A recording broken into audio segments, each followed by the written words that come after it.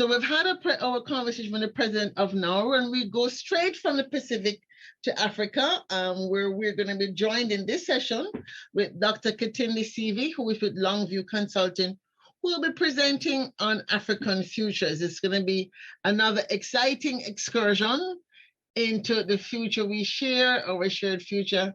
And I'm really looking forward to hearing more from her about what she has been doing in Africa to promote, if you will, a new version or vision of African futures.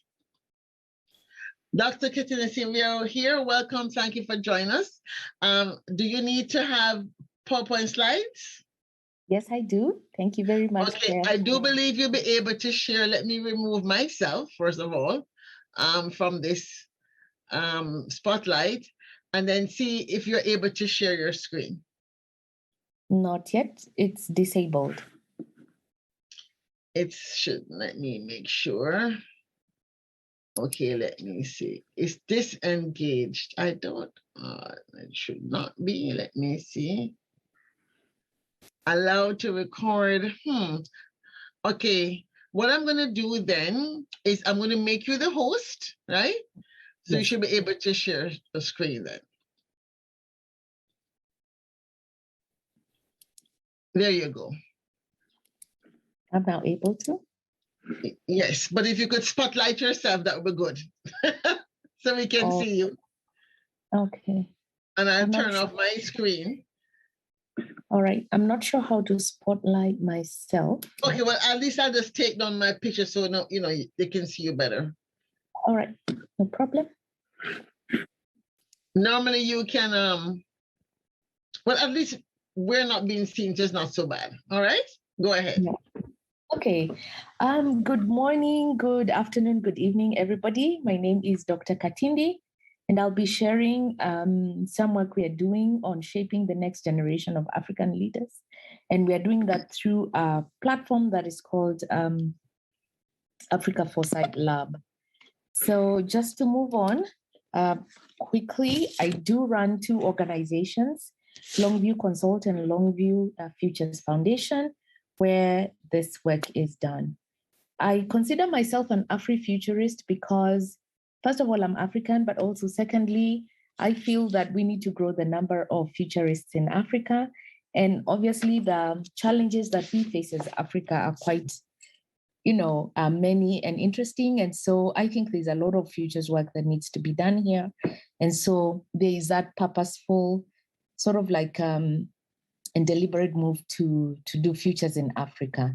So in terms of my presentation, I'm going to give you a bit of a background on why I started the Africa Foresight Lab, the rationale for that, some of the tools we are using and methodologies, but also lessons that we are learning from that process.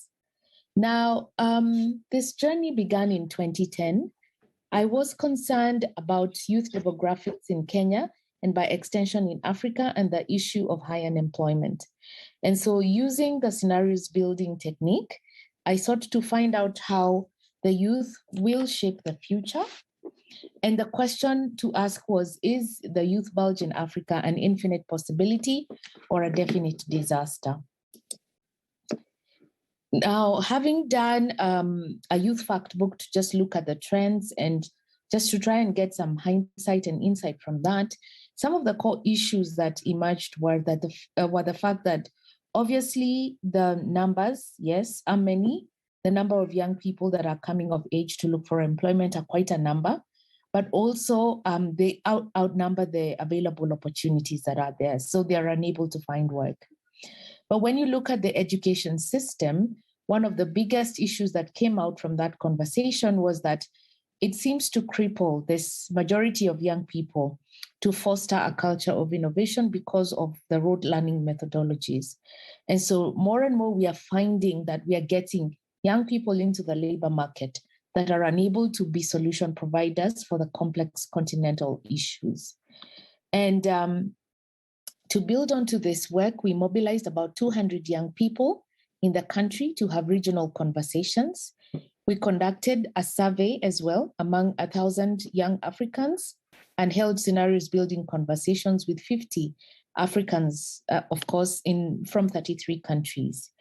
And the idea for this was to really try and understand their mindset, their assumptions about the future of Africa and also the future of Kenya.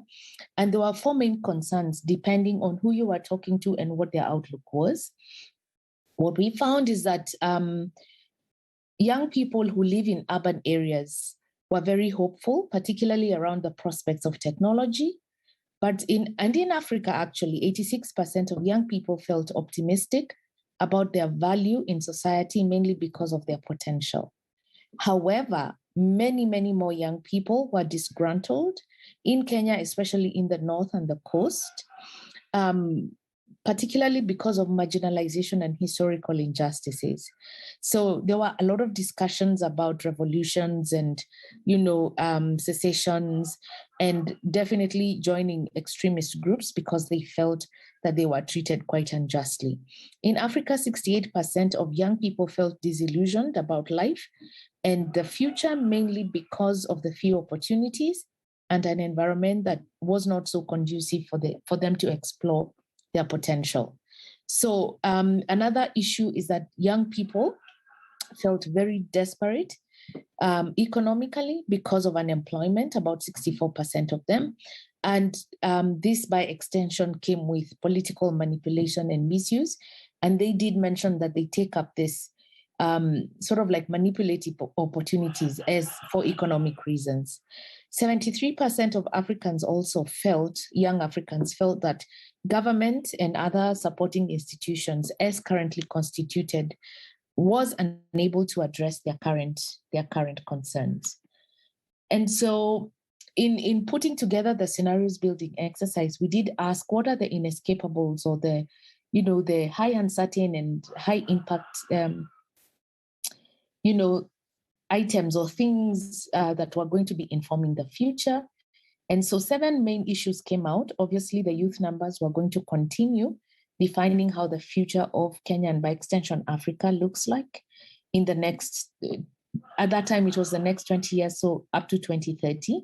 The evolution of technology, governance issues within the national governments in Africa, health and particularly reproductive health for young people, the issue around the economy and specifically the main issue of distribution, the values and cultures of young people. And this was a main concern because they felt that there was a very big Western influence. And so they saw this as, that the future was going to have eroded, their cultural beliefs and systems as we knew them at that time in Africa. And then the global and regional issues that continuously emerge. And so for these young people painted 4 main futures that they thought would happen either in Kenya or in Africa in those 20 years, so up to 2030. And the first scenario is what we call the waterfall scenario. And this is a story of active political participation where young people intensely demand for jobs, for inclusion, for justice, for dignity, and it forces leaders to respond. And so that in a sense becomes, one of the scenarios that they foresaw. So the second one was the tsunami scenario, which is a story of high inequality in the countries, but also due to bad leadership, high unemployment levels, slow implementation of the constitution and the global financial crisis, among other challenges. So young people felt that they were going to be the most disenfranchised.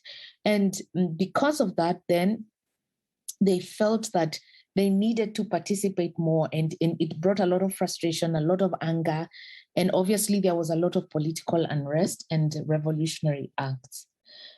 The third scenario is the ocean scenario, and in this scenario, they felt that, the way an ocean covers about 70% of the water, that it is a story of endless possibilities, and it is a story that where the leadership understands that the youth bulge is an opportunity, and there's a window that they need to tap into.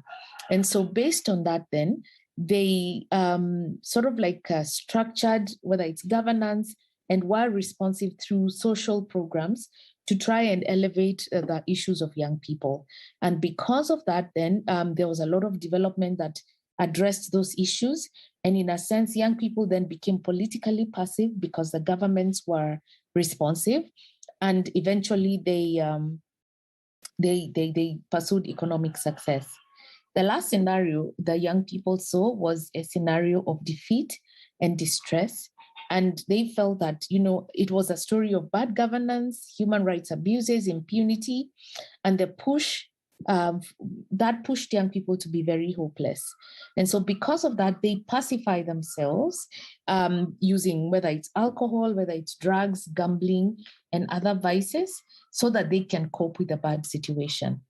So we sort of like advanced these conversations and held policy dialogues with policymakers.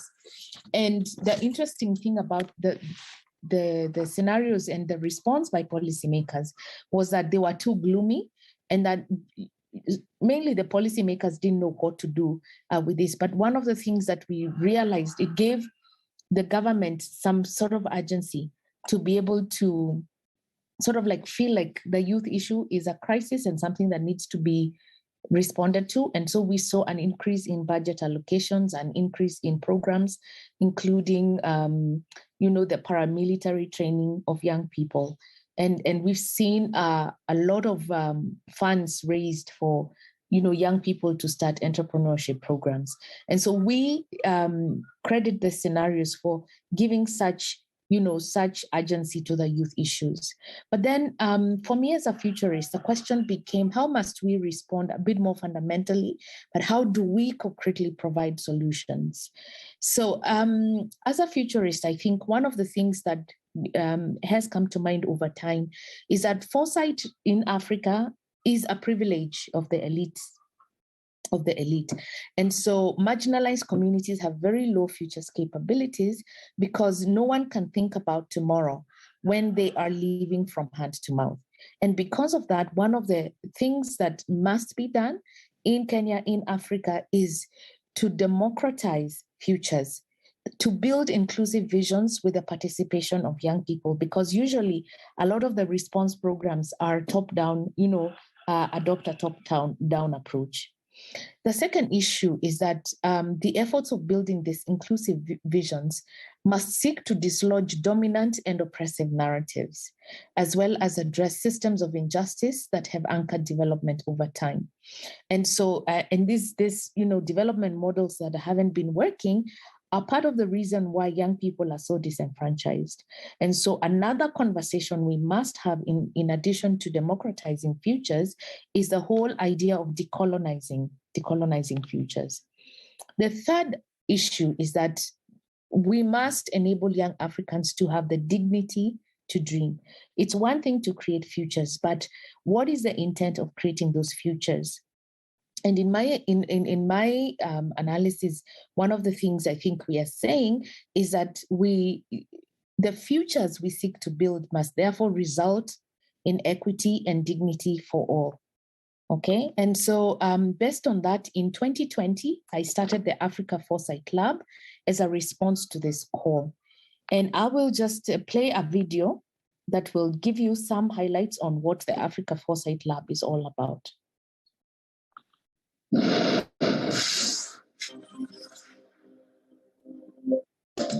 Through Africa Foresight Lab, the foundation sees itself as a catalyst to grow the number of futurists on the continent, to nurture foresight literacy among professionals and among individual change makers, and to mainstream foresight thinking as the operating system in institutions, organizational departments, and government entities. The lab offers 3 main e-futures training programs. How to Think Like a Futurist is a course tailored for individuals who would like to invest in understanding the academic foundations of foresight thinking and work. Action Learning and Foresight Practice is a course tailor-made for groups in similar professions or organizational departments.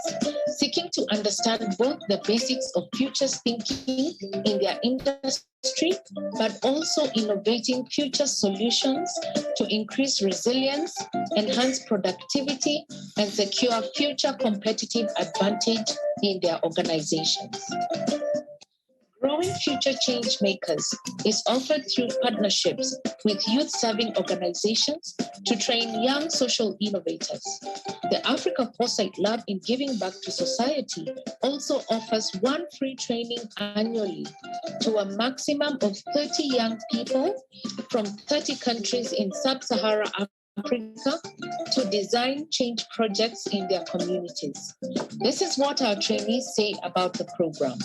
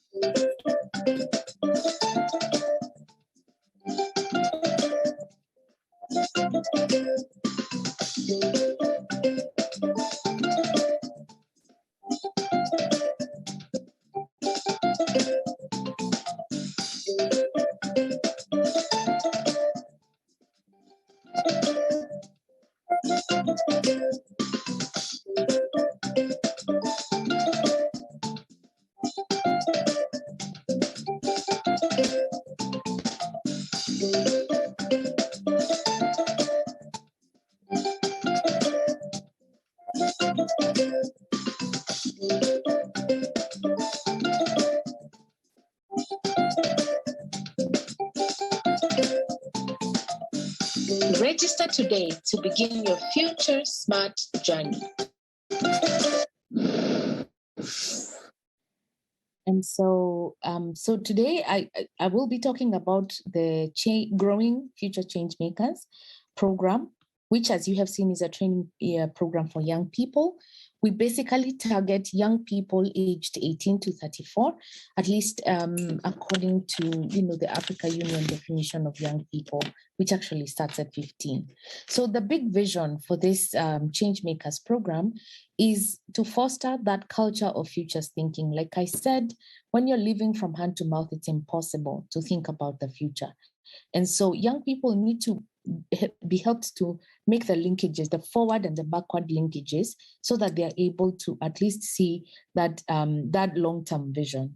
The second thing is that we want to challenge young people's assumption about the world around them. A lot of them have very skewed narratives, again, because of the rote learning education system. And so foster that critical thinking, questioning their assumptions and so forth is a critical part of the program. The third aspect is to develop a group of leaders that successfully lead change and make strategic decisions. Obviously, knowing the average age of young people in Africa, they're probably the majority in a lot of the spaces that are going to be making decisions in the near future. And so we need to prepare them adequately to be effective change agents. And the last thing is that obviously Africa needs to grow a community of young futurists. Like I said, my own scan around the different continents is that we're still quite few in Africa, and we need to grow that number.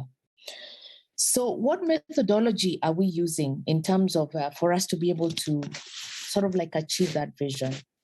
The first one is that we seek to build a futures consciousness and critical thinking among these young people. And so how we do that is take them through sessions that mainly use systems thinking and causal layered analysis. And some of the issues we talk about are things around biases, empathy, assumptions, the African realities that we face, and what are some of the responses to those realities. The second bit of the training looks at enhancing futures literacy through cognitive skills and co-creating images of the future. And obviously in this particular set of training, we use trends analysis, scenarios building, and visioning. Of course, we embed within those many other, tools and, techniques like the 3 horizons. And so the idea here is to equip these young people with the foundations of being able to do foresight in a much more meaningful way. And then the third aspect of it is a bit more of a practical exercise where we help them think through implementing future strategies through collective intelligence and collaborative ideation. And how we do this is mainly using the design thinking. Obviously, then this means that as we go through the process, they will try and invent a solution. They will prototype the solutions, they will test, and then if it works, they try and upscale it. So obviously, looking at the 21st century skills that have been listed by the World Economic Forum, I think the way we've modeled the program actually does meet all these, skills that are important, like the analytical thinking skills, the active learning strategies, creativity, originality, and initiative, critical thinking, analysis, design thinking, complex problem solving, reasoning, and creative ideation, adaptive learning, etc. And so how do we execute that? All right. So currently we are partnering with the Africa Alliance for YMCAs, which has youth chapters in 33 countries in Africa. They are committed to youth development because they want to prepare the young people for the African Renaissance. And so they seek to move young people from subjects or victims to citizens with rights and responsibilities, so that young people are no longer sitting back and saying that they're unable to do this because they are victims of circumstances, but they take the front seat and drive change. And so the idea for Africa YMCAs is to inspire these young people to create what in Kiswahili we call power spaces. These are safe innovation spaces, that young people use, and they already exist within the YMCA centers, to challenge young people to use those platforms and to mobilize other young people to transform their communities. And so we hold trainings every Saturday. These trainings are online, and because we started during COVID, so we do this online.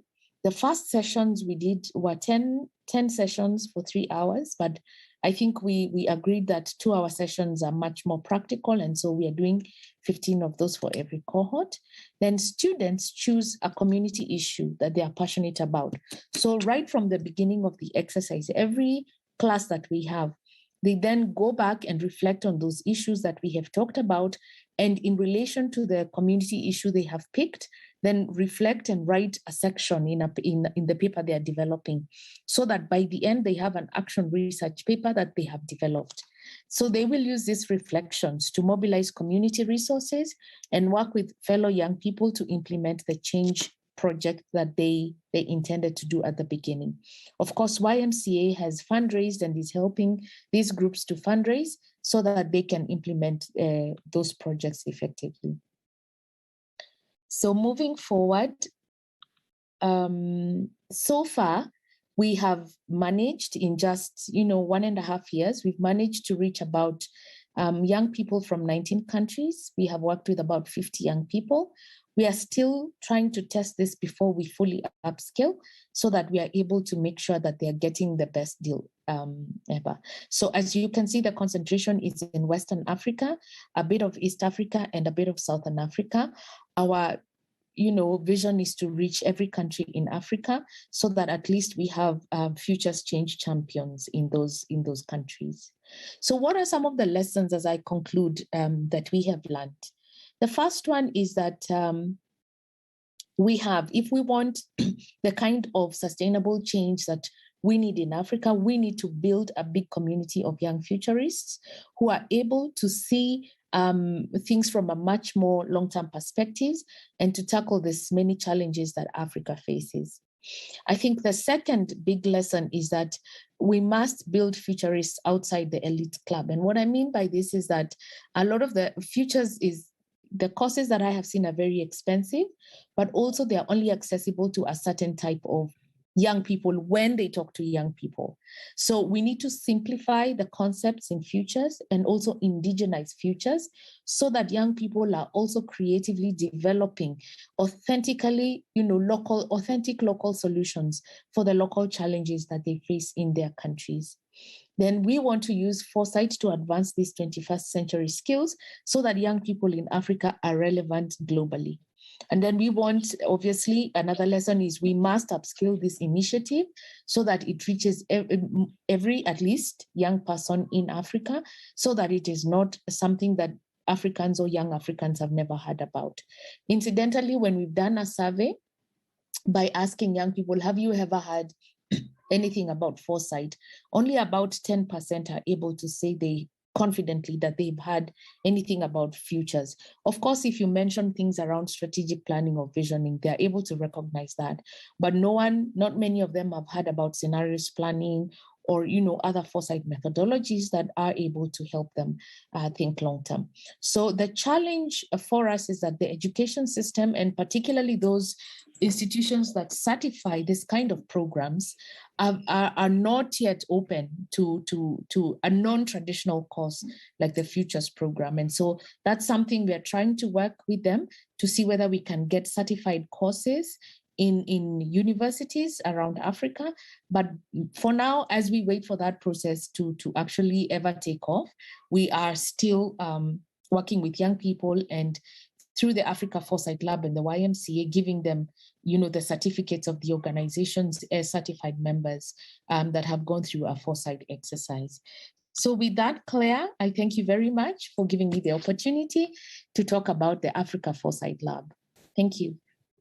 Thank you. I don't know if anybody has questions, but I certainly have one or two questions. First of all, you talk about indigenized futures. Yes. And I just recall that when I was in Fiji as a guest speaker about Pacific futures, one of the first thing I was told was that the concept of how the future is languaged in the Pacific is that the future is behind them.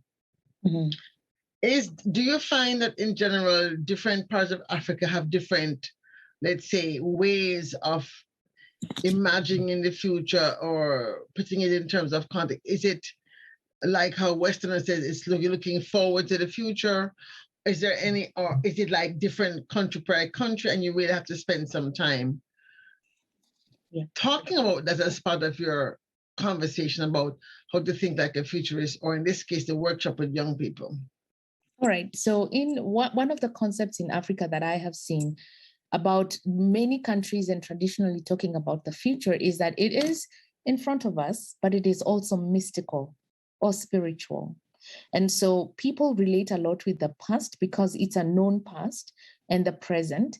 But usually when they engage with the future, a lot of them are also a bit hesitant to think about the future because they feel like it is predicated on something beyond their control that is mystic and spiritual.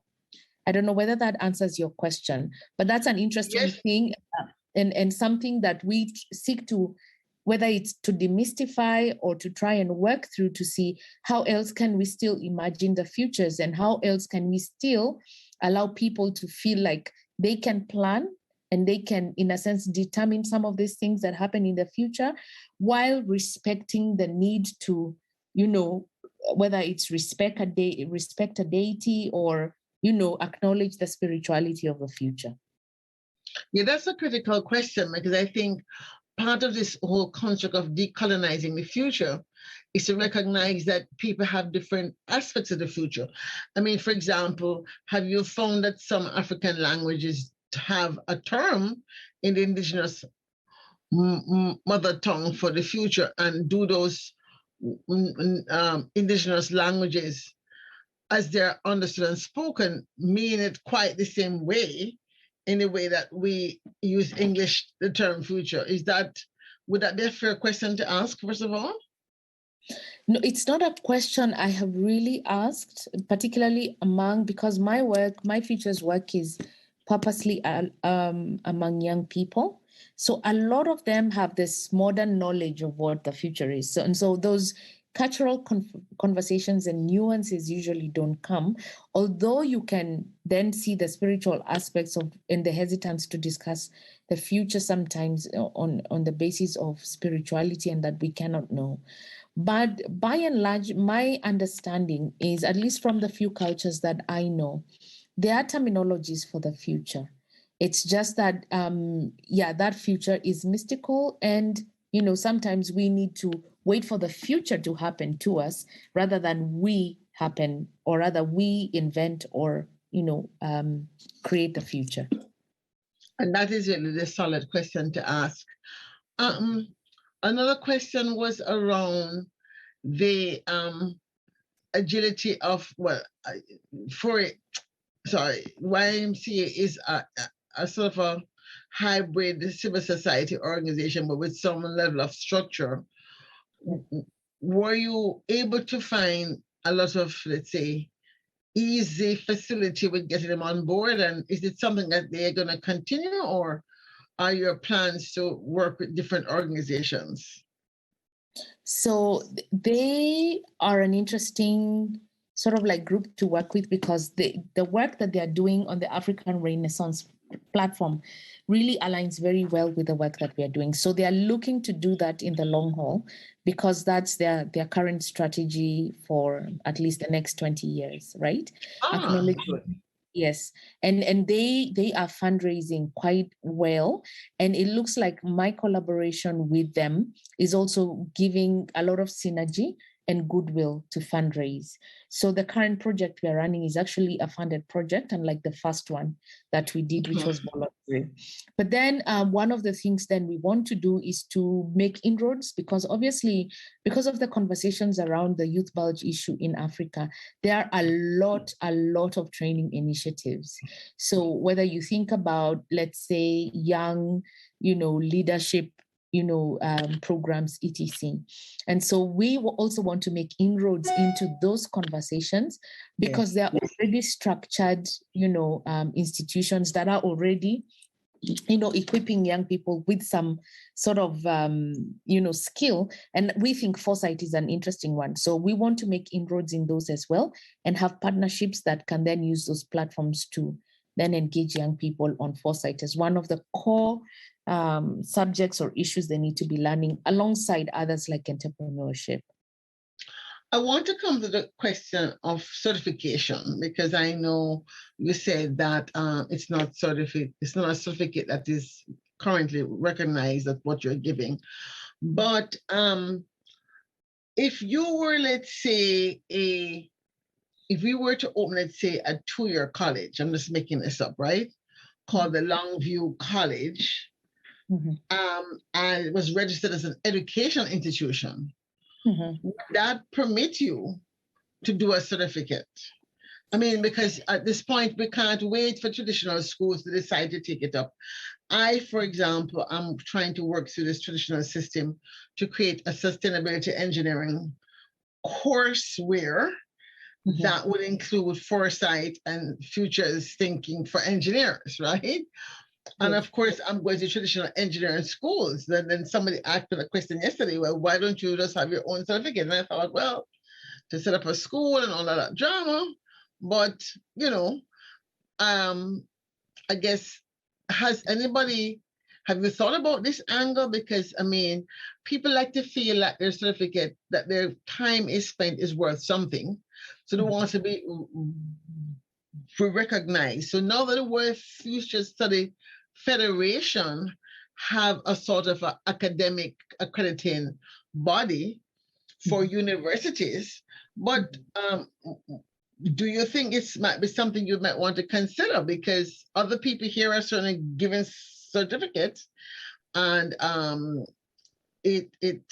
some schools, it's not quote unquote recognized by a university per se, but the industry people who are talking about doing strategic planning, or people who want to hire people who have those thinking skills and capabilities you're talking about, could recognize it based on your maybe repositioning the foundation or the Foresight lab as a Foresight college. That might be a little bit big, but what are your thoughts? What are initial responses when you hear that? Is that would be like too much to even contemplate, or is it something that with the right amount of partnership, you probably could do something like that?